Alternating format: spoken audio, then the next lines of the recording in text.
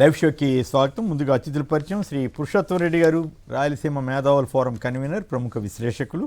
Doctor Sidiri Appalaraju గారు, YSR Congress party senior నేత, మాజీ మంత్రివర్యులు, అలాగే పలాసకు గతంలో ప్రాతినిధ్యం వహించిన నేత.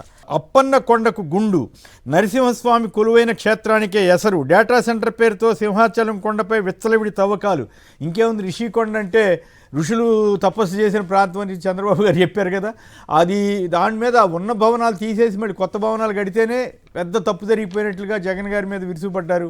ఇప్పుడు ఏకంగా అసలు కొండ మొత్తాన్ని తొలచివేస్తున్నారని ఆయన రాజు, వైఎస్ఆర్ కాంగ్రెస్ పార్టీ అధికార ప్రతినిధి, స్వయంగా వీడియో చేసి మరీ చూపిస్తున్నారు. సో దీని మీద ముందుగా అప్పలరాజు గారు, మీరు కూడా ఆ ప్రాంతం వారే కదా, మరి ఇప్పుడు సనాతన ధర్మవేత్తలు, పర్యావరణకారులంతా ఏమైపోయారు? ఎవరు నోరు విప్పట్లేదా?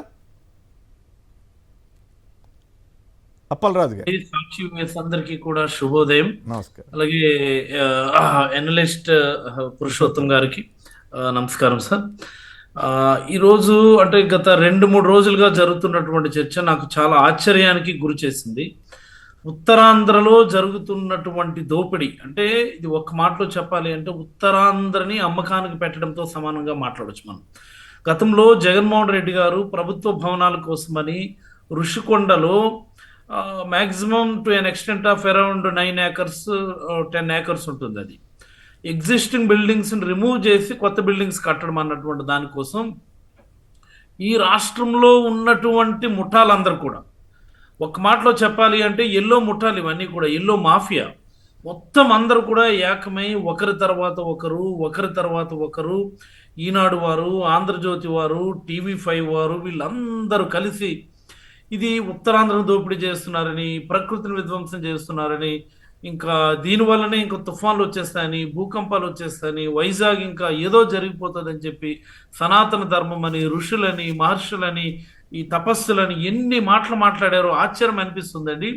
ఈరోజు చూస్తే ఈ సింహాచలం దేవస్థానంకు సంబంధించినటువంటి భూములు ఒక కొండని మటుమాయం చేస్తున్నటువంటి ఈ కుట్ర, మరి అలాగనే యూనిటీ మాల్ అని చెప్పి ఆ భీమిలి దగ్గర మరొక కొండని ధ్వంసం చేస్తున్నటువంటి కుట్ర, స్టీల్ ప్లాంట్లు అమ్మేయడం లాంటి కుట్ర, ఆ గీతం కాలేజీలో సుమారుగా ప్రభుత్వ భూములను అక్రమంగా నిర్మాణాలు చేపట్టడం లాంటి కుట్ర, ఇలా ఏ మాదిరి చూసుకున్నా సరే ఉత్తరాంధ్ర గొంతును మూగబోయాయా అన్నటువంటి పరిస్థితిని తీసుకొచ్చినటువంటి సందర్భం ఈ అలయన్స్ గవర్నమెంట్లో మనమైతే చాలా స్పష్టంగా చూడొచ్చు. నిజానికి జగన్మోహన్ రెడ్డి గారు ఉత్తరాంధ్రని ఇతర ప్రాంతాలతో సమానంగా అభివృద్ధి పదంలో నిలపాలని, అంతకు మించి మంచి చేయాలన్నటువంటి ఆలోచనతో ముందుకెళ్తే ఎందుకనో మరి అది మేము ప్రజలకి వివరించడంలో ఫెయిల్ అయినామా, ఇంకోటి తెలియదు. కానీ విశాఖపట్నంలోనే చాలా డిజాస్టర్ ఎన్నికల్లో మేము చూడడం జరిగింది. So in spite of all these, ఎక్కడ విధ్వంసం జరిగినా వైఎస్ఆర్ కాంగ్రెస్ పార్టీ తదనుగుణంగా రెస్పాండ్ అవుతూ చేస్తున్నటువంటి ఈ పోరాటంలో కనీసం ఇప్పుడైనా ప్రజలు నోరు తెరిచి తమ గొంతుని బలంగా వినిపించకపోతే రాబోయే రోజుల్లో ఉత్తరాంధ్ర అనేటటువంటిది కనుమరుగయ్యేటటువంటి పరిస్థితి తీసుకొస్తారని నేనైతే అభిప్రాయపడతా ఉన్నా. ఇది Google data centre, okay, Google data centre దానికోసం నిజంగా జగన్మోహన్ రెడ్డి గారు కూడా ఈ ప్రాంతానికి మంచి జరగాలని డేటా సెంటర్ ఇక్కడ రావాలని చెప్పి కృషి చేయడం జరిగింది. బట్ దానికి అనువైనటువంటి ప్లేస్ సెలెక్ట్ చేయడంలో ఈ ప్రభుత్వం విఫలమైందని నేనైతే అభిప్రాయపడతా ఉన్నా. ఒక 400 ఎకరాలు 600 ఎకరాలు ప్రజలకు ఇబ్బంది లేనటువంటిది, పర్యావరణానికి ఇబ్బంది లేనటువంటి ప్రాంతాన్ని ఐడెంటిఫై చేయలేరా? దీనికి దేవస్థానం భూములే దొరికాయా? ఇదే పని జగన్మోహన్ రెడ్డి గారి హయాంలో కానీ నిజంగా చేస్తుంటుంటే, సింహాచలం దేవస్థానం భూములు గూగుల్ డేటా సెంటర్గా ఇచ్చిండుంటే, ఇది ఒక మతపరమైనటువంటి కుట్ర అనే విధంగా కూడా తీసుకెళ్లేటటువంటి దౌర్భాగ్యమైనటువంటి what I mean yellow mafia ఈ రాష్ట్రంలో ఉండడం నిజానికి ఇది చాలా దురదృష్టకరమని నేనైతే అభిప్రాయపడతాను. దీన్ని ఒక రిలీజియస్ డిజార్మోనీ కింద కూడా తీసుకెళ్లి ఆ రకమైనటువంటి దుష్ప్రచారం కూడా చేసేటటువంటి పరిస్థితి ఉండుంటుంది. బట్ ఈరోజు ఖచ్చితంగా దీనిపైన ప్రజలందరూ గొంతు తెరవాలి. పర్యావరణవేత్తలందరూ గొంతు తెరవాలి, అన్ని పక్షాల వారు కూడా దీనిపైన గొంతు తెరవాలని నేనైతే అభిప్రాయపడతా ఉన్నాను. రైట్. పురుషోత్తం గారు చెప్పండి, మరి నిజంగానే అప్పలరాజు గారు చెప్పినట్లుగా జగన్ గారు ఉంటే ఈ పాటికి నాన్న రచ్చ చేసిండేవాళ్ళు. పవన్ కళ్యాణ్ గారు, చంద్రబాబు గారు అయితే ఏకంగా ఋషులు తపస్సు చేసే కొండనే కొత్త సూత్రం ఏదో చెప్పి ఆ రోజుల్లో హడావుడి చేశారు, గుండు కొట్టేస్తున్నారని చెప్పి ఈనాడు వాళ్ళు రాయటం, వీళ్ళు చెప్పటం. మరి ఇప్పుడు ఈ అసలు గుండె కాదు కదా, అసలు మొత్తమే కొండే పోతుందంట. మీకేమనిపిస్తూ ఉంది? కొమ్మినేని గారు, మీకు అప్పలరాజు గారికి ప్రేక్షకులకు నమస్కారం. మొట్టమొదటి అంశం, సాక్షిలో రోజు సవివరంగా కథనం వచ్చింది. అదేవిధంగా రాజీవ్ వైఎస్ఆర్ కాంగ్రెస్ పార్టీ అధికార ప్రతినిధి సాహసం చేసి బహుశా ఆ ప్లేస్కి వెళ్ళి ఆ వీడియో తీసి మన ముందు ఉంచాడు. ఈ రెండింటిని పరిశీలించినప్పుడు 2-3 అంశాలు చెప్పాలనిపిస్తుంది. ఒకటి, ప్రధానంగా ఆందోళన కలిగించే అంశం ఈరోజు వీడియోలో కానీ జరుగుతున్న పరిణామాలు చూస్తే, విశాఖ నగరానికి ఒక తాగునీరు సమస్య పరిష్కారానికి నిర్మించినటువంటి, దాదాపు ఇది బ్రిటిష్ కాలంలో నిర్మించారని చెప్తున్నారు. 125 సంవత్సరాల క్రితం ముదస్సర్లోవా రిజర్వాయర్. ఇది ఎంత మంచి డిజైన్ అంటే కొమ్మినేని గారు, ఎందుకంటే నాకు నీటి ప్రాజెక్టుల పట్ల ఆసక్తి ఉంది కాబట్టి ఆ విషయాల్లోకి వెళ్తున్నాను. కైలాసగిరి కొండలు, కంబాల కొండలు, సింహాచల కొండలు, ఈ సహజ సిద్ధంగా ఉన్నటువంటి 3 ప్రధాన, విశాఖ చుట్టూ కొండలే ఉంటాయి. ఆ కొండల్లో వచ్చే క్యాచ్మెంటే ఆధారంగా ముదస్సర్లోవా రిజర్వాయర్ని బ్రిటిష్ వాళ్ళు దూరదృష్టితో నిర్మించి, భవిష్యత్తులో ఆ రోజు విశాఖపట్నం చిన్నదే ఉండొచ్చు, అలాంటి విశాఖ నగరానికి తాగునీటి సమస్య పరిష్కారం అవుతుందని ఒక విజన్తో వాళ్ళు రూపొందించి, అంటే 3 ప్రధాన కొండలు వచ్చే క్యాచ్మెంట్ ఏరియాగా ఆ ముదస్సర్లోవా ఉంటుంది. ఇప్పుడు దాని అస్తిత్వానికి ప్రమాదం వస్తే విశాఖ నగర నీటి సమస్యకు ఉత్పన్నం అవుతుంది కదా. నా పాయింట్ ఏంటంటే, డేటా సెంటర్ అనేది ఇప్పుడు అప్పలరాజు గారు చెప్పినట్టు అది హై పొల్యూటెడ్ అనేది అందరూ ఒప్పుకుంటున్నారు. మంచి ఇమేజ్ ఉన్నది కావచ్చు, విశాఖ అభివృద్ధికి ఉపయోగపడవచ్చు, దాన్ని ఎవరు కాదంటారు. ఎంపిక చేసిన ప్రాంతం అనేది ఇంపార్టెంట్. కాబట్టి కొంచెం పర్యావరణ దూరంగా, ప్రజలకు దూరంగా, డిస్టర్బెన్స్ దూరంగా మనం ఒక 500-600 ఎకరాల ప్రభుత్వ భూము చేసుకుంటే తప్పేం లేదు. ఎంపిక ప్రధానమైంది కదా, మనం ఏ పరిశ్రమను ఎంపిక చేస్తామని. మీరు కొండల మధ్య సహసిద్ధంగా ప్రకృతి కొండలు అనేది మనకి ఇంపార్టెంట్. ఇప్పుడు ఈ అక్కడ డేటా సెంటర్ పెడితే అది పొల్యూట్ అయితే అది కొండ మీద ప్రభావం పడుతుంది, ముదస్సర్లోవా రిజర్వాయర్ మీద ప్రభావం పడితే తాగునీటి సమస్య వస్తుంది కదా, విశాఖ నగరానికి ప్రమాదం కదా. జగన్ గారు కట్టినటువంటి ఋషికొండలు అనేది పరిశ్రమ కాదు, అది జస్ట్ లైక్ హోటల్ గా ఉన్నదాన్ని హరిత రెస్టారెంట్ తీసేసి ఆ ప్లేస్ లో మంచి బిల్డింగ్ కట్టారు. అది మామూలుగా మనుషులు ఒక హోటల్ కన్నా తక్కువ, ఒక రకంగా చెప్పాలంటే. అది పర్యావరణానికి హాని కలిగించదు, పక్కనే సముద్రం ఉంటుంది, అది ఒక అందంగా ఉంటుంది.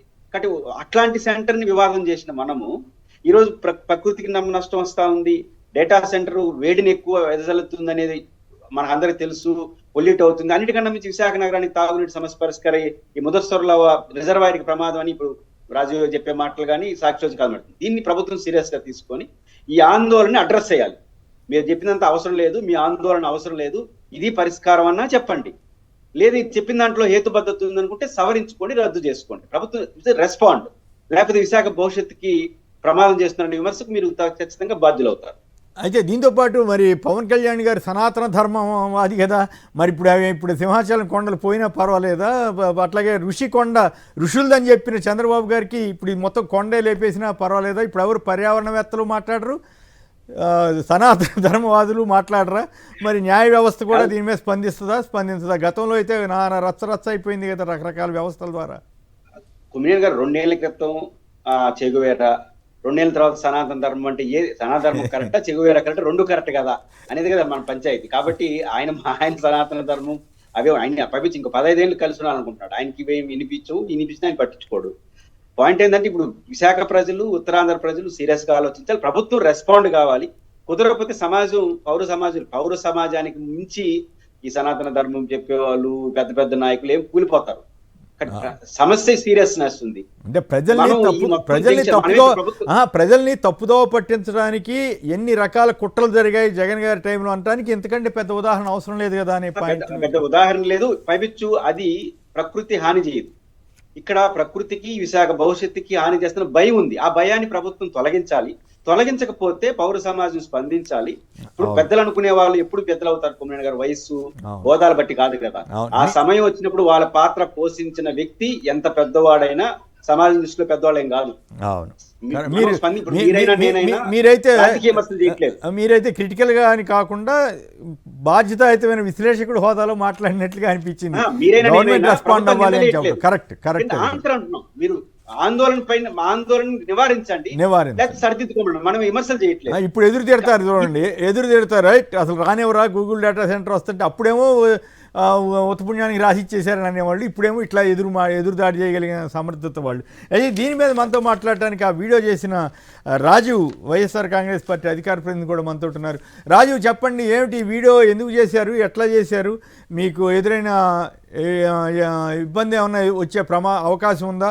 ఎందుకంటే వాళ్ళు చేస్తే పర్యావరణం పోయినా పర్వాలేదు, సనాతనం పోయినా పర్వాలేదు, ఇప్పుడు మీలాంటి వాళ్ళు చేస్తే ఇది ఏ రకమైన ధోరణికి వెళుతుంది? సార్ గారు, మీకు మీతో పాటు పాల్గొన్న శ్రీధర్ అప్పలరాజు గారికి, పురుషోత్తమ రెడ్డి గారికి నమస్కారాలు తెలియజేస్తూ, మేము వైఎస్ఆర్ కాంగ్రెస్ పార్టీ రాష్ట్ర అధికారులుగా చెప్పాలనుకునే మాట ఒకటే, డేటా సెంటర్ కి వైఎస్ఆర్ కాంగ్రెస్ పార్టీ వ్యతిరేకం కాదు, అభివృద్ధికి వైఎస్ఆర్ కాంగ్రెస్ పార్టీ వ్యతిరేకం కాదు. అసలు ఇక్కడ data centre, Google data centre ని విశాఖపట్నం తీసుకొచ్చి అభివృద్ధి చేయాలనేటువంటి ఆలోచన చేసి దాన్ని తీసుకొచ్చింది వైఎస్ జగన్మోహన్ రెడ్డి గారు. అయితే ఇక్కడ సింహాచలం కొండలతో పాటు 160 ఎకరాలతో పాటు పర్లవారి దగ్గర సుమారు 200 ఎకరాలు, అదేవిధంగా రాంబిలి దగ్గర 200 ఎకరాలు డేటా సెంటర్ కేటాయించడం జరిగింది. మేము ఆ కేటాయింపులను వ్యతిరేకించలేదు, రాంబిలి కానీ పర్లవారిని కానీ మేము వ్యతిరేకించలేదు. మేము సింహాచలం ఎందుకు వ్యతిరేకిస్తున్నాం అంటే పర్యావరణ విధ్వంసాన్ని వ్యతిరేకిస్తున్నాం తప్ప అభివృద్ధిని కాదు. అభివృద్ధి ముసుగులో జరిగే పర్యావరణ విధ్వంసాన్ని వైఎస్ఆర్ కాంగ్రెస్ పార్టీ వ్యతిరేకిస్తుంది. అదేవిధంగా ఇంకొకటి ఏంటంటే, ఖచ్చితంగా ఇక్కడ సింహాచలం గిరి ప్రదక్షిణ అని మాకు చాలా ఇది రాబోయే రోజుల్లోనే ఉంది, జూలై నెలలోనో జూన్ నెలలోనో. సో అటువంటి చుట్టూ అయితే విశాఖ ప్రజలు పరిణామస్పందన చేసుకుంటూ అప్పన్న మీద భక్తితో మేము తిరుగుతామో, ఆ కొండనే ఎన్నో రోజు తొలి చేస్తుంటే ఖచ్చితంగా విశాఖ వాసులు చాలా ఆందోళన చెందుతా ఉన్నారు. అదేవిధంగా పర్యావరణానికి సంబంధించి మాకు భవిష్యత్తులో నీటి ఎద్దడి ఏర్పడేటటువంటి పెను ప్రమాదం ఉంది, మాకు తాగునీరుకి దిక్కు లేకుండా అయిపోయిన పరిస్థితులు ఉన్నాయి. కాబట్టి నిన్న ఒక రకంగా చెప్పాలంటే ఆ చుట్టుపక్కల ప్రాంతంలో కూడా చాలా మంది మార్బలం పెట్టుకుని ఎవరిని ప్రైవేట్ వ్యక్తులను అందులోకి వెళ్ళనివ్వకుండా అడ్డుకట్ట వేసే ప్రయత్నం కూడా అక్కడ నిర్వాహకులు చేశారు. సరే, ఒక రకంగా దాడులు చేస్తారన్నటువంటిది అనుమానం ఉన్నప్పటికీ చాలా దీనిగానే నేను నాతో పాటు మరో వ్యక్తిని తీసుకుని ఆ గోడలో వెనక నుంచి పన్నాళ్ళలో నుంచి దూరి వెళ్లి ఈ యొక్క జరుగుతున్నటువంటి అన్యాయాన్ని ప్రజల దృష్టికి తీసుకురావాలనేటువంటి లక్ష్యంతోనే నిన్న మేము వెళ్ళి దాన్ని బ్రేక్అవుట్ చేయడం జరిగింది. ఖచ్చితంగా విశాఖపట్నంలో ఉన్నటువంటి సింహాద్రి అప్పన్న కొండని ఏదైతే బోరుగుళ్ళు కొడతా ఉన్నారో ఆ కార్యక్రమాన్ని ఇమీడియట్ గా ప్రభుత్వం ఆపాలని చెప్పి మీ ద్వారా ఒకటే అడుగుతున్నాం. అదే రుషికొండకు సంబంధించి నిర్మాణాలు జరిగితే అయ్యో లబోదిబం అని చెప్పి బోరుగుండని లేదా అనేక అపవాదులు బురద జల్లారు జగన్మోహన్ రెడ్డి గారి మీద. మరి ఈ రోజు నిజంగా కొండకు బోరుగుండు కొట్టడం, కొండనే లేపేయడం అంటే ఇది. దీంతో పాటు ఈ కొండలు ఏమున్నాయో తెలుసా సార్? స్వామి వారికి సమర్పించేటువంటి పువ్వులు ఏవైతే ఆ పువ్వుల పాలకు తోటలు కూడా ఇందులోనే ఉన్నాయి, అది కూడా కొట్టేస్తున్నారు. ఆ వీడియోలన్నీ కూడా మా దగ్గర ఉన్నాయి. నేను ప్రభుత్వం ఒకటే విజ్ఞప్తి చేస్తున్నాను, ఈ రకమైనటువంటి అరాచకాన్ని కనుక ఆపకపోతే ఖచ్చితంగా నేను ప్రొఫెషన్ కూడా నేను అడ్వకేట్, దీని మీద పిల్లు వేస్తాను. ఈ ప్రభుత్వం ఈ రకమైనటువంటి దుర్మార్గ చర్యలు ఆపాలని చెప్పి విజ్ఞప్తి చేస్తున్నాను. కోర్టుకు పోతాను. అయితే ఒకదాని సంక్షిప్తంగా సమాధానం చెప్పండి. మరి అక్కడ హిందూ ప్రచారోద్ధరకులు ఉంటారు, ఆర్ఎస్ఎస్ వాళ్ళు ఉంటారు, బీజేపీ వాళ్ళు ఉంటారు, వాళ్ళెవ్వరు నోరు ఇప్పట్లేదా? సార్, ప్రస్తుతానికి ఇది వెలుగులోకే రాలేదు సార్, ఇంకా పూర్తిగా వెలుగులోకే రాలేదు. సో ఇప్పుడు ఎట్లా రెస్పాండ్ అవుతారు? తర్వాత ఈ రోజు మన సాక్షి పేపర్ లో వచ్చిన తర్వాత ఇప్పుడు మీరు డిబేట్ పెట్టిన తర్వాత ఖచ్చితంగా ప్రజల నుంచి స్పందన వస్తుంది. ఎందుకంటే ఇది ఒక ఆధ్యాత్మిక కేంద్రం సార్. ఆ తిరుపతి వెంకట స్వామి ఎంత ఫేమస్, మా ఉత్తరాంధ్రకి కొంగు బంగారు, మా సింహాద్రి అప్పన్న స్వామి. తిరుపతిని వచ్చి ప్రతి ఒక్కరు సింహాచలం కొండకి వెళ్తాం. ఈ రోజు అటువంటి కొండలు తీసేస్తున్నారంటే అంతకన్నా అన్యాయం ఉంటుందా? ఖచ్చితంగా ప్రజలు దీన్ని స్పందిస్తారు. ప్రభుత్వం దీన్ని యుద్ధ ప్రాతిపదికన ఈ యొక్క చర్యని ఆపాలని చెప్పి మేము విజ్ఞప్తి చేస్తున్నాం సార్. ఒకవైపు పెట్రోల్ ధరల పెంపుదల, ఇంకోవైపు లోకేష్ గారు నిన్న స్పెషల్ విమానం ఎక్కి పుట్టపర్తి వెళ్ళారని వార్తలు. సో ఈ నిజంగా ఆచరణ ఇది పబ్లిసిటీ కోసం చేస్తున్నారా, లేదు నిజంగా చిత్తశుద్ధితో చేస్తారా? పురుషోత్తమ రెడ్డి గారు. కొమ్మినేని గారు, మొదట నా పాయింట్ ఏంటంటే, నిన్నే ఈరోజు ధర నేను ఇంకా కొంత టైం తీసుకుంటారు అనుకున్నాను. బహుశా పెట్రోల్ ధరలు పెరిగిపోతున్నాయి కదా, ఆల్రెడీ పెరిగిపోయినాయి సార్, తగ్గించడం కోసం ఆల్రెడీ పెరిగిపోయినాయి, 6 కాడి నుంచి వచ్చేసింది ధరలు. నేను నిన్న నుంచి అనుకుంటుంది ఏంటంటే, నిన్న ఒక ఇంటర్వ్యూలో చెప్పాను, పెరగబోయే ధరల కోసం ముందస్తు హెచ్చరిక ఇవ్వండి ఈ పొదుపు మంత్రాలు. అంటే పెరిగినా కూడా మనం ఎవరు బాధపడకూడదు. ఒక పక్క ప్రభుత్వం ఇంత కష్టపడుతూ అంటే పెరగడం తప్పదు కదా, మన బాధ్యత. వాళ్ళు పొదుపు బాధ్యత, మంది భారం బాధ్యత. ఈ ఆలోచనతో ప్రజలు ఉంటారని, అందులో మనం ఆంధ్రప్రదేశ్ అందరికన్నా ముందుంటాం ఇట్లాంటి విషయాలు, ఇట్లాంటి ప్రచారాలు చేయడం. కాబట్టి అది చేస్తున్నారు. ఏదైనప్పటికీ కూడా ప్రభుత్వం ఇంకా మళ్ళీ యుద్ధం కొనసాగే పరిస్థితి ఉంది కాబట్టి పొదుపు మంత్రాన్ని చేయడాన్ని స్వాగతిస్తాం. అయితే పొదుపు మంత్రం ఎక్కడి నుంచి స్టార్ట్ చేయాలి? ఇప్పుడు కేబినెట్ నిర్ణయం తీసుకున్నారు. ఫస్ట్ ఆఫ్ ఆల్ ఇది 1 నెల 2 నెలల్లో ఉంటుంది కదా, ఏం జీవితకాలం ఉండదు ఇట్లాంటి సమస్య. కాబట్టి ప్రభుత్వం ఫస్ట్ ఆఫ్ ఆల్ హెడ్ క్వార్టర్లో ఉండే పరిపాలన చేయాలి. అమరావతిలోనే కూర్చోవాలి. ముఖ్యమంత్రి అయినా, ఉప ముఖ్యమంత్రి అయినా, మంత్రులైనా అమరావతిలో కూర్చొని జిల్లాల పర్యటన ఆపేయండి. ఎమర్జెన్సీ వస్తే తప్ప సాధారణ జిల్లా పర్యటన ఆపేయండి. సగం పొదుపు చేయొచ్చు. ఎందుకంటే ముఖ్యమంత్రి కానీ మంత్రులు వస్తే వాళ్ళ చుట్టూ అధికారులు, వాళ్ళు, వెహికల్స్ అన్నీ వస్తుంటాయి. అమ్మంతా ఆన్లైన్ పరిపాలన కాబట్టి పెద్ద ఇబ్బంది ఏం లేదు. 1 నెల 2 నెలలు అసాధారణ పరిస్థితులు వస్తే తప్ప మీరు రావాల్సిన అవసరం లేదు. ఫస్ట్ ఆ కండిషన్ పెట్టుకోండి. కనీసం విజయవాడ నుంచి సెక్రటేరియట్ నుంచి విజయవాడకి అధికారులు, మంత్రులందరూ పబ్లిక్ ట్రాన్స్పోర్ట్, ప్రత్యేకంగా ఏసీ బస్సులు ఇవన్నీ వస్తున్నాయి కాబట్టి వాటిని పెట్టుకోండి.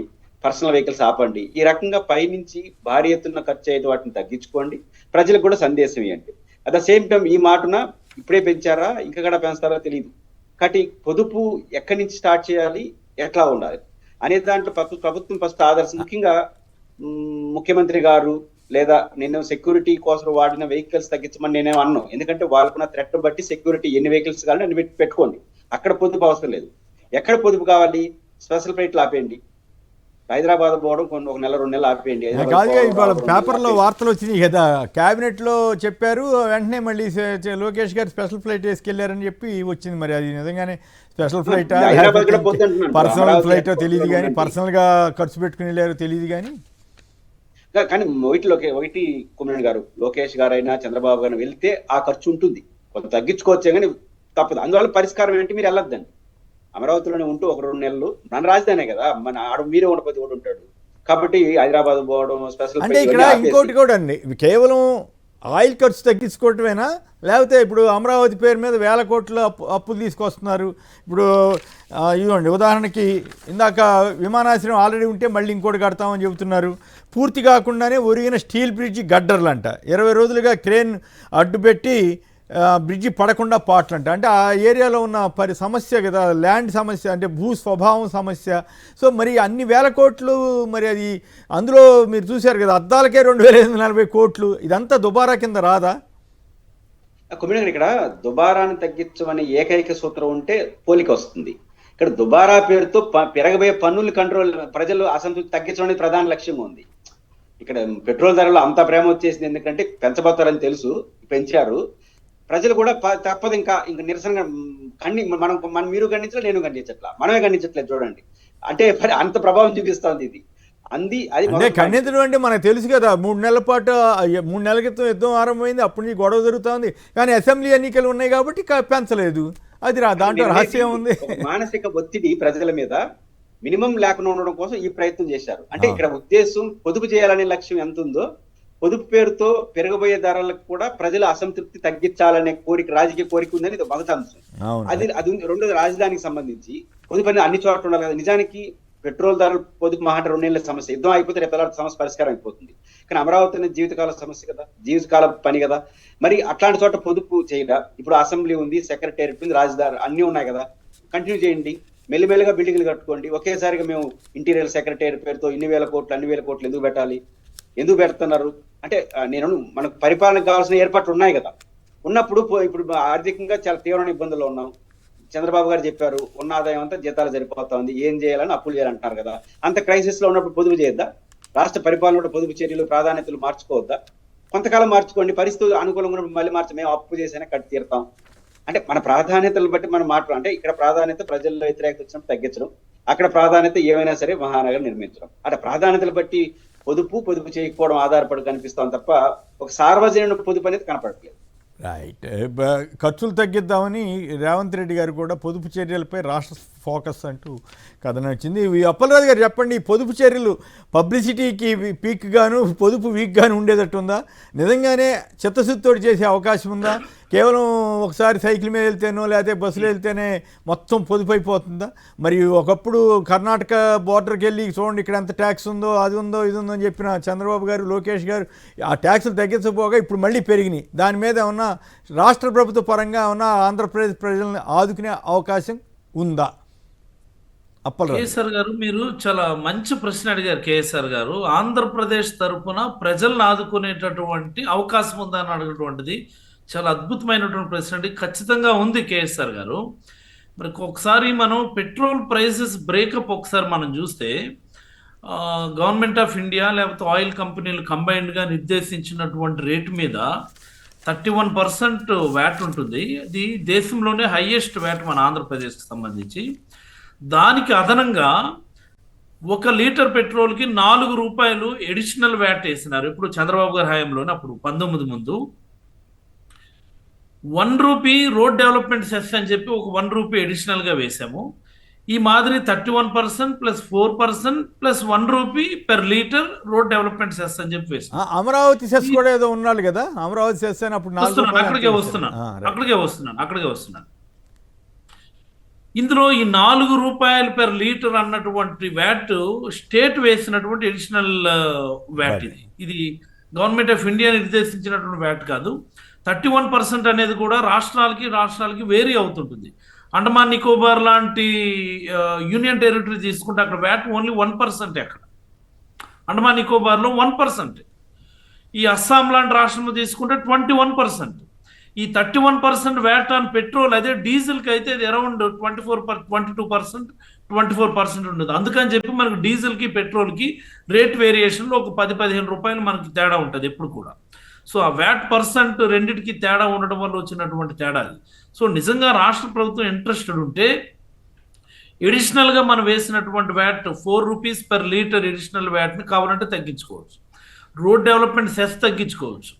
రెండోది, మన రాష్ట్ర ప్రభుత్వ పరిస్థితి ఎలా ఉందో మీరు ఒకసారి గమనిస్తే, మొన్న బడ్జెట్లో వాహనాలు కొనుగోలుదారులకు సంబంధించి బడ్జెట్ వాహనాల కొనుగోలుదారులకు జిఎస్టీ 18% గతంలో ఉన్నటువంటి దాన్ని మేము తగ్గిస్తున్నాము, 3% 5% చేస్తే జిఎస్టీ ఎత్తేస్తున్నామని చెప్పినారు. అప్పుడు 5 లక్షల లోపల ఉన్నటువంటి వెహికల్స్కి, 8 లక్షల లోపల ఉన్నటువంటి వెహికల్స్కి జిఎస్టీ రిమూవ్ చేసి ఓన్లీ లగ్జరీ వెహికల్స్కి జిఎస్టీ పెంచినప్పుడు జనరల్గా ఏం జరగాలి, ఆ జిఎస్టీ వేవ్ ఆఫ్ ఏదైతే ఉందో మనకి ప్రైసెస్లో ప్రజలకి మంచి జరగాలి, అంటే రేట్లు తగ్గినట్టుగా మనకు అనిపించాలి. కానీ ఇమీడియట్లీ మన స్టేట్ గవర్నమెంట్ మన రాష్ట్రంలో కొన్నటువంటి వెహికల్స్కి ఏదైతే జిఎస్టీ వేవ్ ఆఫ్ జరగాల్సినటువంటి సందర్భం ఉందో అదే percent amount road development tax అని చెప్పి, రోడ్ సేఫ్టీ డెవలప్మెంట్ ట్యాక్స్ అని చెప్పి ఎడిషనల్గా వాహన కొనుగోలుదారుల మీద మోపినటువంటి సందర్భం చూసాం మనం ఈ గవర్నమెంట్ వచ్చిన తర్వాత. మొన్న బడ్జెట్లో జరిగినటువంటి గమ్మత్ ఇది. ఆ మాదిరి ఏంటంటే, ఏదైతే లోకేష్ గారు లేకపోతే చంద్రబాబు గారు గతంలో పెట్రోల్ బంకుల దగ్గర నిలబడి ఈ దేశంలోనే హైయెస్ట్ అని, లేకపోతే పక్క రాష్ట్రంతో కంపేర్ చేస్తే ఎలా ఉందని, నేను కర్ణాటకలో పాదయాత్ర చేసినప్పుడు ఎలా ఉంది, తమిళనాడు పాస్ అవుతున్నప్పుడు ఎలా ఉంది, మన స్టేట్లో ఎలా ఉందని చెప్పి దోబు చేశారు. ఈ రోజు చూస్తే గుంటూరులో దేశంలోనే హైయెస్ట్ ఉంది పెట్రోల్. ఈరోజు గుంటూరులో హైయెస్ట్ 112.5 రూపాయలు ఈరోజు. ఢిల్లీలో కూడా అంత లేదండి. హైదరాబాద్లో 110 రూపాయలు, ఢిల్లీలో 109 రూపాయలు, గుంటూరులో మాత్రం 112 రూపాయల 40 పైసలు. గుంటూరులో ఈరోజు ఉదయం 6 గంటల నుంచి దేశంలోనే హైయెస్ట్ ఉన్నటువంటి సందర్భం ఆంధ్రప్రదేశ్లో చంద్రబాబు నాయుడు గారి నేతృత్వంలో, వాళ్ళ తనయుడు లోకేష్ బాబు గారి నేతృత్వంలో జరుగుతున్నటువంటి ప్రజల దోపిడీ అని నేనైతే అభిప్రాయపడతా ఉన్నా. రేట్లు తగ్గించడానికి, ప్రజలను ఆదుకోవడానికి ఖచ్చితంగా ఆంధ్రప్రదేశ్కి సాధ్యమైంది. దుబారా తగ్గించుకొని, మీరు అన్నటువంటి దుబారా 12 వెహికల్స్ వెళ్ళే దగ్గర 6 వెహికల్స్ తగ్గించి 6 వెహికల్స్ వెళ్ళడం, అది కాదండి దుబారా తగ్గించడం. వేల కోట్లు, ఇప్పుడు ఇందా మీరు అన్నారు కదా ఎయిర్పోర్ట్ కోసం 4,000 ఎకరాల్లో మేము ఎయిర్పోర్ట్ కడతాం. 4,000 ఎకరాల్లో ఎయిర్పోర్ట్ ఈ ప్రపంచంలో ఎక్కడైనా ఉందా? 1,500 ఎకరాల అమరావతిలో రైల్వే స్టేషన్ కడతాం. కనీసం 100-150 ఎకరాల్లో ఎక్కడైనా రైల్వే స్టేషన్ ఉందా? న్యూయార్క్లో ఉందా? 150 ఎకరాలు మించుందా? కాలిఫోర్నియాలో ఉందా? 150 ఎకరాలు మించుందా రైల్వే స్టేషన్? 1,500 ఎకరాల్లో రైల్వే స్టేషన్ కడతాం, 4,000 ఎకరాల్లో ఎయిర్పోర్ట్ కడతాం. ఏంది ఇది? నాకు అర్థం కాదు. ఈ దుబారా ఇంకోటి అండి, మీ దృష్టికి వచ్చే ఉంటుంది. 140 మామూలుగా 70 మీటర్ల దీనికి ఇస్తారట వెడల్పు ఔటర్ రింగ్ రోడ్ పేరు మీద. ఇస్తామని కేంద్రం గట్టిగా చెప్తే కాదు నాకు 140 మీటర్లు కావాలని మొత్తం రైతుల పొలాలన్నీ చుట్టుపక్కలన్నీ తీసుకుంటున్నారట. 140 మీటర్లు అసలు ఎక్కడ ప్రపంచంలో ఎక్కడుందా అని చాలామంది అడుగుతున్నారు. దేశంలో అయితే లేదు. ఒక వెర్రితనం మాదిరి ఈరోజు అయితే పరిపాలన జరుగుతుంది కేసీఆర్ గారు. అది మేబీ నేను నా స్థాయికి నేను ఈ మాట అనొచ్చలేదు నాకు తెలియదు, కానీ ఒక వెర్రితనం మాదిరి ఏంటంటే నిన్న చంద్రబాబు గారు మాట్లాడుతుంటారు, దాతలు ముందుకు రండి, స్కూళ్ళను బాగు చేస్తాం. ఏంటి ఈ దౌర్భాగ్యం? 70 సంవత్సరాలు దాటింది మన స్వాతంత్రం వచ్చి.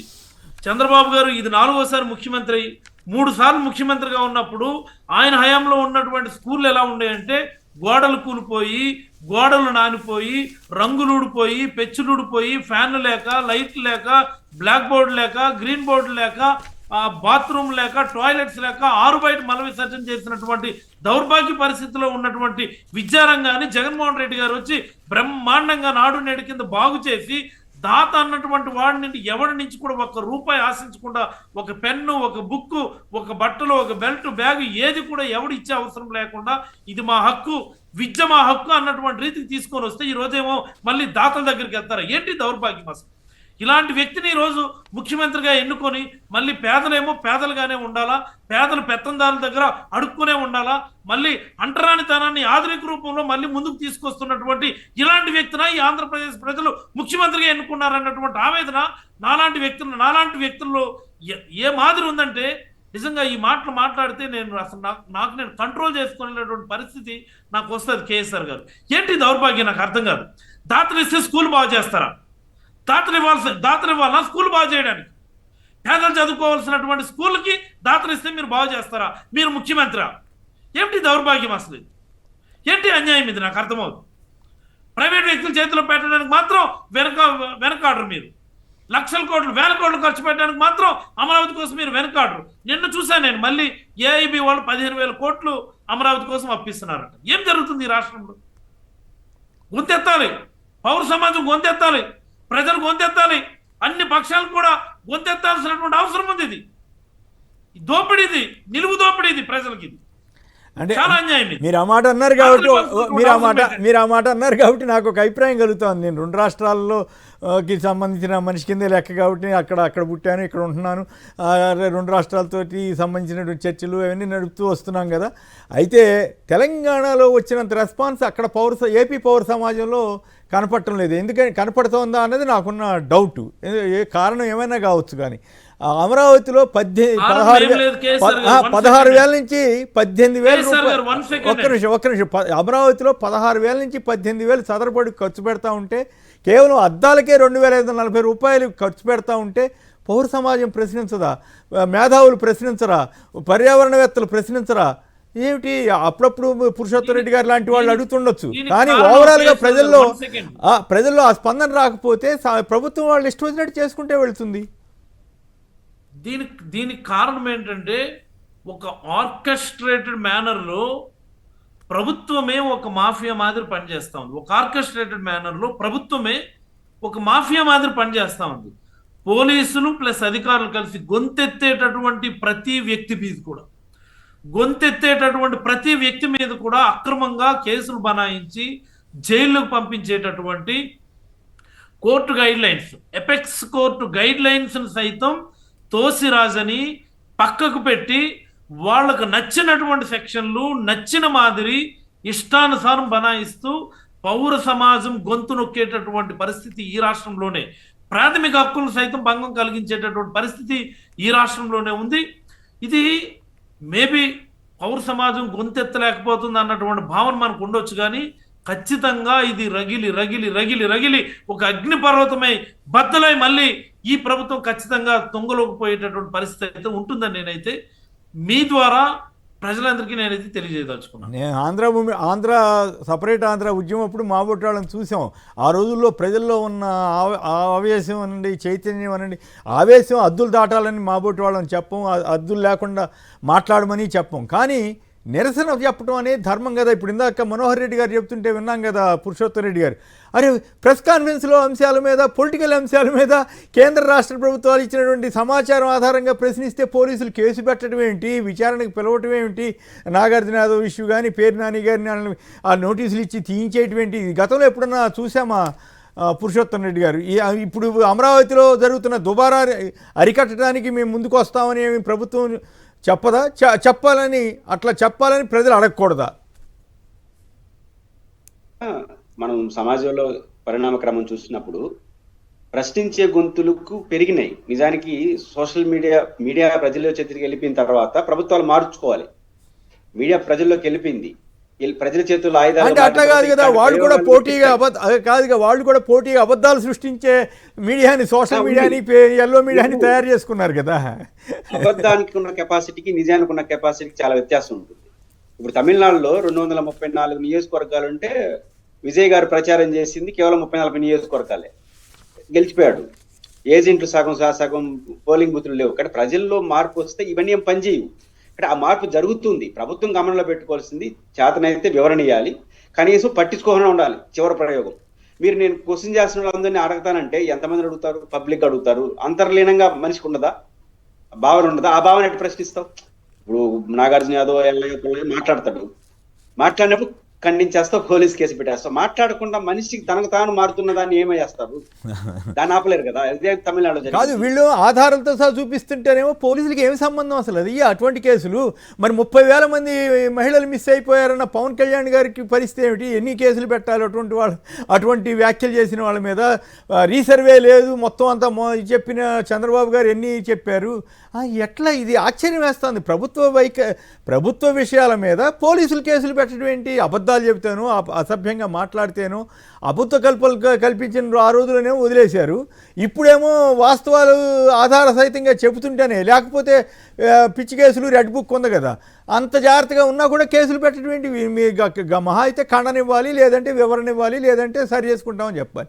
సో ఇది ఒక పెడధోరణి కదా. చంద్రబాబు గారు ఇంత సీనియర్ అయిన తర్వాత 50 ఏళ్ల రాజకీయ జీవితం చివరికి అనుభవం లేని లోకేష్ గారి ముందు ఆయన ఏం చెప్తే అది వింటున్నారా అనేటువంటి అనుమానం రావట్లేదా పురుషోత్తం గారు? ఇక్కడ ప్రభుత్వం ఏం భావిస్తుందంటే, ఒక సిగ్నల్ ఇస్తున్నాము, ప్రశ్నించే వాళ్ళందరికీ హెచ్చరికలు చేస్తున్నాము, ప్రభుత్వానికి అనుకున్న ఉన్న వాళ్ళకి ఏం చేసినా వినవు అనే మెసేజ్ ఇస్తున్నాం అని ప్రభుత్వం అనుకుంటా ఉంది. కానీ ప్రజలు ఏమనుకుంటారు అనేది ఇంపార్టెంట్. ప్రజాస్వామ్యంలో ప్రజలు ఏమనుకుంటున్నారు? ప్రశ్నించే వాళ్ళు మాత్రం అంటారు, ప్రశ్నించక ఇచ్చలుడిగా ఉన్న వాళ్ళు వదిలేస్తారనే భావన వెళ్తే ప్రభుత్వానికి వ్యతిరేకత అవుతుంది అల్టిమేట్ గా. కానీ ప్రభుత్వం మీరు ఏం సిగ్నల్ ఇవ్వదలుచుకున్నారో మీరు అనుకుంటున్నారు. నిజమే, కొంత ఈ ప్రశ్నించే వాళ్ళకి నొప్పి ఉంటుంది, కొంత మనం ప్రభుత్వానికి అనుకూలంగా ప్రత్యర్థిని ఎడబడితే తిట్టే వాళ్ళు మనం ఏం తిట్టినా సమర్థిస్తారు అనుకునే వాళ్ళకి ఆనందం కలగచ్చు. కానీ ఎంటైర్ సొసైటీ ఏమనుకుంటా ఉంది? సొసైటీ ఖచ్చితంగా దీన్ని హర్షించదు.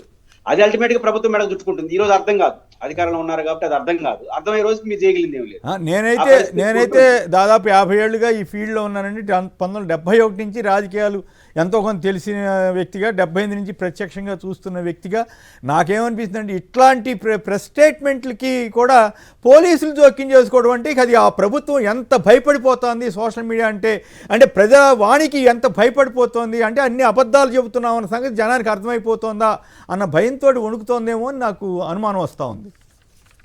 ఇక్కడ ఆ భయం ఆడిపోయిందంటే వైసీపీ వాళ్ళ భయాన్ని బాగొట్టేసింది. వాళ్ళ భయం సంగతి కాదు, వైసీపీ వాళ్ళ భయాన్ని బాగొట్టేసి రెడీ ఇప్పుడు రాజీ ఉన్నాడు, ఆడికి ఎందుకు పోయినాడు? మామూలుగా అయితే పోడు. దాని పర్యావసనం అతనికి తెలుసు, ఫేస్ చేయడానికి సిద్ధపడ్డాడు. ఎందుకు సిద్ధపడ్డాడు? ఇంకా అంతమించి ఏం కావద్దని ఎక్కువ భయపెడితే వచ్చే పరిస్థితి కాదండి. గతంలో నాకు తెలుసు కొంతమంది పోలీస్ ఆఫీసర్లు, డీజీపీ స్థాయిలో వాళ్ళు కానీ, ఎస్పీ స్థాయిలో వాళ్ళు కానీ చాలా నిర్ద్వందంగా తోసిపుచ్చేవాళ్ళు. ప్రభుత్వం కాదు అట్లా చేయండి ఇట్లా చేయండి అంటే అది చట్ట ప్రకారం ఉంటేనే చేసేవాళ్ళు. ఇప్పుడేంది, ఎవరు ఆదేశిస్తారంటే వీళ్ళు పాటిస్తారంట. అదేమంటే మా మీద ఒత్తిడి ఉందని చెబుతారంట. ఇదేమి ఇట్లా?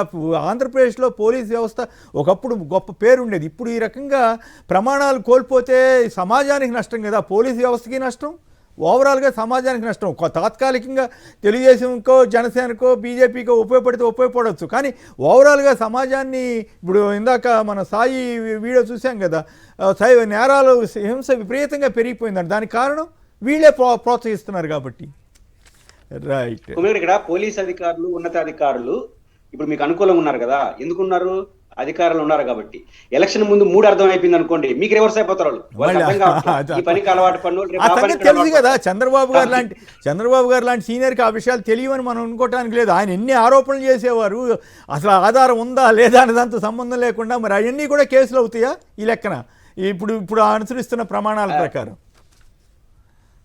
అంతేగా, అధికారులు అందరూ దాని మూల్యాన్ని చెల్లించుకుంటారు. రైట్. శ్రీనివాస్ గారు ప్రొద్దుటూరు నుంచి. శ్రీనివాస్ గారు నమస్కారం, మాట్లాడండి సంక్షిప్తంగా. మీరు టీవీ వింటూ మాట్లాడకూడదు దయచేసి. రైట్, టీవీ మాట్లాడండి, టీవీ వాల్యూమ్ తగ్గించుకోవాలి మాట్లాడేటప్పుడు. Hello, right. ఓకే సార్, నమస్కారం సార్. నమస్కారం, మాట్లాడండి. మిమ్మల్ని ఈశ్వర్ గారు చూస్తే జాలేస్తుంది సార్. మధ్యలో మమ్మల్ని ఎందుకు జాలేయటం? అదే మీరు జగన్ చేసిన గబ్బులంతా ఇటులాగా రోజు ఉదయం నువ్వు సాయంకాలం ఆయన.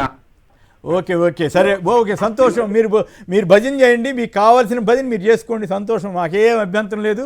మీరు ఇంకెందులేండి ఆ పదాలు నేను వాడితే మళ్ళీ అది తప్పుగా అనిపిస్తుంది. నేను ప్రజాస్వామ్యం కోసం, పత్రికా స్వేచ్ఛ కోసం మాట్లాడాను తప్ప పలానా తప్పు మాట్లాడానని చెప్పండి. నేను చెప్పినట్లు ఇంతసేపు చర్చ జరిగింది కదా. పెట్రోల్ రేట్లు పెరిగితే మీకు సంతోషమేనా? పెట్రోల్ రేట్లు తగ్గిస్తాం మేము రాగానే అని చెప్పడం మీకు చెప్పారా లేదా లోకేష్ గారు కానీ చంద్రబాబు గారు కానీ? మరి తగ్గించకపోగా ఇప్పుడు పెరుగుతుంది. అప్పలరాజు గారు సలహాలు ఇచ్చారు కొన్ని, ఇగో ఈ రకంగా తగ్గించుకోవచ్చని. తగ్గిస్తున్నారా? అది అడిగితే తప్ప ఏం మాట్లాడతారయ్యా?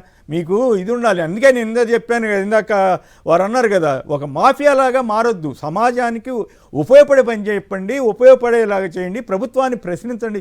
ఏ ప్రభుత్వం ఉన్నా సరే, ఈవెన్ జగన్ గారి ప్రభుత్వం తప్పులు జరిగినప్పుడు నేను ఇక్కడ కూర్చొని ప్రశ్నించాను కొన్ని సందర్భాల్లో. అవును కరెక్టే కదా, ఎవరన్నా అడిగితే అవును వాటికి సమాధానం చెప్పండి అన్న. ఉదాహరణకి ఇసుక కొరత వచ్చినప్పుడు ఖచ్చితంగా ఇసుక కొరత మీద స్పందించాలని చెప్పా. నంద్యాలలో జగన్ గారు ఒక పదం వాడితే అది తప్పని మేము ఇక్కడ కూర్చొని మాట్లాడాం. మీకు ఆ మాత్రం విజ్ఞత లేకుండా మీరు మాట్లాడదలిసి మీ కర్మది. మీకు అక్కర్లేదు, స్వేచ్ఛ అక్కర్లేదు, మేము బానిసత్వంగానే ఉంటాం, ప్రశ్నించకపోతే ఎవరికి నష్టం? సమాజానికి నష్టం, మీకే నష్టం. ప్రశ్నించే మాబోటి వాళ్ళ మీద కూడా ఇప్పుడు పురుషోత్తం రెడ్డి గారు లాంటి వాళ్ళ మీద కూడా పడ్డారనుకోండి, మొత్తం ఓవరాల్ సమాజం నష్టపోద్ది తప్ప మాకేమి. ఇప్పుడు నాకు ఈ వయసులో నేను ఎప్పుడైనా పోతాను, నాకు నష్టం వచ్చేది కాదు. ఓవరాల్గా సమాజానికి నష్టం. మీరు బానిసలాగా బతకదలిస్తే బతకండి, మీ కర్మ. పురుషోత్తం రెడ్డి గారు చెప్పాలి 1,00,000 కోట్లతోటి వస్తుందని. మొన్నటిదాకా 40,000 కోట్లు అన్నారు. సైరన్ రాష్ట్రంలో ఈ ఓటర్ల జాబితా సవరణ మొదలు కాబోతుంది 2 తెలుగు రాష్ట్రాల్లో. సో ఈ 2 మీద సంక్షిప్తంగా కామెంట్ చేయండి. పురుషోత్తం రెడ్డి గారి టైం తక్కువ ఉంది. 1,00,000 కోట్లతో హార్టికల్చర్ అభివృద్ధి జరిగిపోతుందా మీ దగ్గర? అంటే ఒకటి, ఇప్పుడు రాయలసీమ ప్రాంతం మెట్ట ప్రాంతం, నీటి వనరులు పుష్కలంగా ఉన్న డ్యామ్స్ లేకపోవడం వల్ల అందుబాటులో లేవు. కాబట్టి వాణిజ్య పంటలు ప్రోత్సహించచ్చు, తప్పులేదు. కానీ ఆ వాణిజ్య పంటలకు 1,00,000 కోట్లతో అభివృద్ధి అంటున్నారు. ఇప్పుడు వాణిజ్య పంటలు ఒకటి మామిడి. గతంలో మీకు తెలుసు, మా చిత్తూరు, అన్నమయ్య జిల్లా, అదేవిధంగా తిరుపతి జిల్లాలో తోతాపూర్ మామిడి రైతుల సమస్య వచ్చింది. జగన్మోహన్ రెడ్డి గారు బంగారుపారి పర్యటన చేశారు. ఆయన చేస్తున్నాడని తెలుసుకొని ప్రభుత్వం అధికారులు అందరూ కలిసి కిలో మామిడికి 8 రూపాయలు ఇస్తాం, గుజ్జు కంపెనీ 4 రూపాయలు, ప్రభుత్వం 4 రూపాయలు అని చెప్పారు సోమయ్య గారు. ఇప్పటికి కూడా 45,000 మందికి గుజ్జు కంపెనీ లేదు, 3 జిల్లాలు కలిపి. మళ్ళీ కొత్తగా మామిడి సమస్య వచ్చేసింది, మళ్ళీ జగన్ గారు ఇంకో ఊరికి రావాలి. అంటే పరిస్థితి ఇట్లాంటి, అంటే వాణిజ్య పంటలను ప్రోత్సహించడం అంటే మార్కెటింగ్ కూడా చూడాలి కదా. ఇది ఒకటి ఫస్ట్ పాయింట్. అంటే మన లిఫ్ట్ ఇరిగేషన్ స్కీమ్ కి 1,000 కోట్లు ఖర్చు పెడతానికి వెనకాడుతున్న ప్రభుత్వం 1,00,000 కోట్లతోటి అందులో 40,000 కేంద్ర ప్రభుత్వం ఇస్తుందని చెబుతుంటే కొంచెం అది ఎట్లా, ఆ స్కీమ్స్ ఎప్పుడు వస్తాయో ఎట్లా ఇంప్లిమెంట్ అవుతుందో తెలియదు. 1,00,000 కోట్లు 50,000 కోట్లు వేలం పట్లలాగా పడేసి బ్రహ్మాండంగా లక్షల కోట్లు తప్ప, లక్షల ఉద్యోగాలు, 1,00,000 కోట్ల పెట్టుబడులు, 1,00,000 కోట్ల వ్యయం. కొన్ని స్కీమ్స్ అమలు అవుతుంటాయి. ఆ స్కీమ్స్ అని మనం ఎట్లా ఇంప్లిమెంట్ చేసుకుంటే అది హర్షించదగ్గ పరిణామం. కానీ దాన్ని అయిపోయినట్టుగా మాట్లాడడం, ఇంకా 1,00,000 కోట్లు ఆర్టికల్స్ చేస్తే ఇంకా మనకి డ్యామ్లు గిమ్లు ఏం కట్టాల్సిన అవసరం, అన్ని అయిపోయినాయి. మనం దాంతో 1,00,000 కోట్ల కోసం చూస్తూ ఉండాలి. రైట్. సర్ మీద మీ అభిప్రాయం ఏంటి? ఎంత జాగ్రత్తగా ఉండాలి? ఖచ్చితంగా ఇప్పుడు దురదృష్టం, మామూలుగా ప్రభుత్వం ఉండాలి, ఎలక్షన్ కమిషన్ ఉండాలి. ఇప్పుడు పార్టీ ఉండాల్సిన పరిస్థితి వచ్చేస్తాం. సరిపైన మామూలుగా ఉండాల్సిన ఎలక్షన్ కమిషన్ బాధ్యతగా ఉండాలి, అధికారులు బాధ్యతగా ఉండాలి, పార్టీలకు సంబంధం లేదు. కానీ ఇప్పుడు అనివార్యంగా ప్రధాన ప్రతిపక్షం ఉన్న వైసీపీకి ఇది ఒక పెద్ద టాస్క్ గా మారింది. నేను చాలా మంది చూస్తున్నాను కదా, వైసీపీ లీడర్స్ అందరూ ఆందోళన చెందుతున్నారు. ఈ పేరుతో ఏమైనా భారీ ఎత్తున మన ఈవీఎంలు అనుమానాలు, పరకాల ప్రభాకర్ గారి సవివరమైనటువంటి ప్రెస్ నోట్, ఎలక్షన్ కమిషన్ వ్యవహార శైలి చూసిన తర్వాత ఏం జరుగుతుందని ప్రజాస్వామ్యంలో ఇట్లాంటి అనుమానాలు ఉండడం చాలా ప్రమాదకరం. అటు కేంద్ర ప్రభుత్వం అధికారులు జోక్యం చేసుకొని అనివార్యంగా వైఎస్ఆర్ కాంగ్రెస్ పార్టీ మిగతా అన్ని పనులు పక్కన పెట్టేసి ఇది ఒక ప్రధాన టాస్క్ గా చేయాల్సిన పరిస్థితి అయితే ఆ పార్టీకి వచ్చింది. ఇది దురదృష్టం. పార్టీ పని కాదు, ప్రజాస్వామ్యం అంటే అందరూ పని. ఇంటెలెక్చువల్స్ గా ఉండేవాళ్ళు, ప్రజలు కూడా దీన్ని ఎప్పటికప్పుడు గమనించి ఈ ప్రక్రియలో కొంత అలర్ట్ గా ఉండే ప్రయత్నం అయితే ఖచ్చితంగా జరగాలి. రైట్, డూప్లికేట్ ఓట్లు ఇట్లాంటివి తీసేయడం తప్పు కాదు, కానీ పని కట్టుకుని పార్టీ పరంగా తీసేస్తే తప్పేమో. మరి అనుభవం ఉన్నటువంటి ఈ విషయంలో అప్పలరాజు గారు మీరేం ఎట్లా స్పందిస్తారు? ఈ ఓటర్ రివ్యూ విషయంలో జాగ్రత్తగా ఉండాలి. మొన్న రామకృష్ణారెడ్డి గారు, సజ్జల గారు కూడా అందరికీ డైరెక్షన్స్ ఇచ్చినట్టున్నారు కదా. కేసీఆర్ గారు అంటే ఈ సందర్భంలో ఒకటి గుర్తు చేయాలి, నాకు బాగా గుర్తు, 2004 ముందో 1999 ఎలక్షన్స్ ముందో వైఎస్ రాజశేఖర రెడ్డి గారు ఒక పెద్ద ర్యాలీ తీశారు. ఏంటంటే ఆ రోజుల్లో ఈ తీసేయటం కాదు, బోగస్ ఓట్లు చేరుస్తున్నారు, చంద్రబాబు గారి గవర్నమెంట్లో ఎన్నో 50 లక్షలు ఎన్నో ఓట్లు చేర్చారని అప్పుడు పెద్ద ర్యాలీ తీశారు గవర్నర్కి ఇవ్వడానికి. అట్లాగే కుప్పంలో బోగస్ ఓట్లు ఏరించాలని ఆ రిటైర్డ్ ఐఏఎస్ ఆఫీసర్, ఇప్పుడు మన భరత్ వాళ్ళ ఫాదర్, ఆయన చనిపోయాడు. ఆయన పెద్ద పోరాటమే చేశాడు. 17,000 ఓట్లు తీయించామండి, అప్పటికి ఇంకా 20-25,000 ఓట్లు ఉన్నాయండి అక్కడ బోగస్ ఓట్లు అని. ఇప్పుడు ఇది ఇంకో రకమైన సమస్య. ఇప్పుడు స్పందించండి. ఇప్పుడు మనం 2024 ఎన్నికలకు ముందు, అంటే మొన్న 24 ఎన్నికలకు ముందు, అంటే 22-23లో ఎవ్రీ టైమ్ ఈ ఓటర్ ఈ మార్పులు చేర్పులకు అవకాశం ఇస్తుంది ఎలక్షన్ కమిషన్ మనకి. సో కొత్త ఓటు చేర్చుకోవచ్చు, మనం అటు ఇటు మార్చుకోవచ్చు, ఇక్కడి నుంచి ఈ స్టేషన్ నుంచి వేరే పోలింగ్ స్టేషన్ మార్చుకోవచ్చు. అలాగనే బిఎల్ఏఎస్ అన్నటువంటి వాళ్ళు డెత్ ఓటర్స్ని, వాళ్ళని వీళ్ళందరిని కూడాను మనం గ్రీవెన్స్ రేజ్ చేసేటటువంటి అవకాశం ఉంది. మనం 2022-23లో ఈ ప్రక్రియ చేసినప్పుడు పెద్ద ఎత్తున రాష్ట్రంలో అన్ని బూతుల్లో కూడా డెత్ ఓటర్స్, డబుల్ ఎంట్రీస్, వీటన్నిటికి సంబంధించి మన రిప్రజెంటేషన్స్ ఇచ్చినప్పుడు ఇదే చంద్రబాబు గారు కోర్టుకు వెళ్ళి ఎలక్షన్ కమిషన్ రిప్రజెంటేషన్ ఇచ్చి ఫర్దర్గా కోర్టుకు వెళ్ళి ఇదేదో వైఎస్ఆర్ కాంగ్రెస్ పార్టీ వాళ్ళు ఓట్లు మార్పులు చేర్పులు చేసేస్తున్నారని చెప్పి స్టే తెచ్చుకున్నారు ఆయన. కోర్టు కూడా దాన్ని ఆపింది.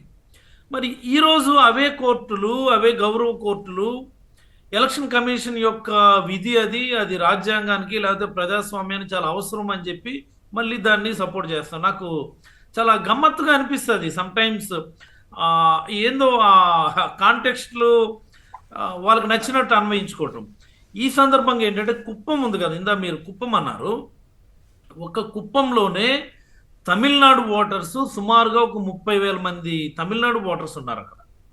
చంద్రబాబు గారు ఎవ్రీ టైం గెలిచేది కూడా ఆ తమిళనాడులో ఉన్నటువంటి ఈ డబుల్ ఎంట్రీ ఓటర్స్ వలన ఆయన గెలుస్తూ ఉన్నారు. మరి చూడాలి ఈ సర్లో ఆ తమిళనాడు ఓటర్స్ని రిమూవ్ చేస్తారా చేయరు అనేది కూడా ఒకసారి మనం చూడాల్సినటువంటి అవసరం ఉంది. But whatever the things maybe death voters, double entries, వీటన్నిటిని కూడా రిమూవ్ చేయాల్సినటువంటి అవసరం ఉంది. మేము దాన్ని స్వాగతిస్తాం. But at the same time పనిగట్టుకొని వైఎస్ఆర్ కాంగ్రెస్ పార్టీ సానుభూతి పరులను, లేకపోతే ఇంకో ఇతర రాష్ట్రాల్లో జరిగినట్టుగా ఆ రకమైనటువంటి పిక్చర్, మతపరమైనటువంటి పిక్చర్ చేసే పరిస్థితి ఉంటే మాత్రం ఖచ్చితంగా అన్ని బూత్ లెవెల్లో కూడా వైఎస్ఆర్ కాంగ్రెస్ పార్టీ దానికి కన్ఫ్రంట్ చేస్తుందని నేనైతే తెలియజేయగలను. రైట్. ఇక చివరిగా అత్యంత సంపన్న ముఖ్యమంత్రుల జాబితాలో ఏపీ సీఎం చంద్రబాబు 931 కోట్లతో ప్రథమ స్థానంలో నిలిచితే, ఆ తర్వాత తమిళనాడు కొత్త చీఫ్ మినిస్టర్ విజయ్ 603 కోట్లతో రెండో స్థానంలో ఉన్నారటండి. అది సోషల్ మీడియాలో వచ్చిన సమాచారం. ఇక పురుషోత్తమ్ రెడ్డి గారు, అలాగే సిదిరి అప్పలరాజు గారు, కొండా రాజీవ్ గారు అందరికీ కూడా ధన్యవాదాలు. ఇది నేటి చర్చా కార్యక్రమం. నమస్కారం.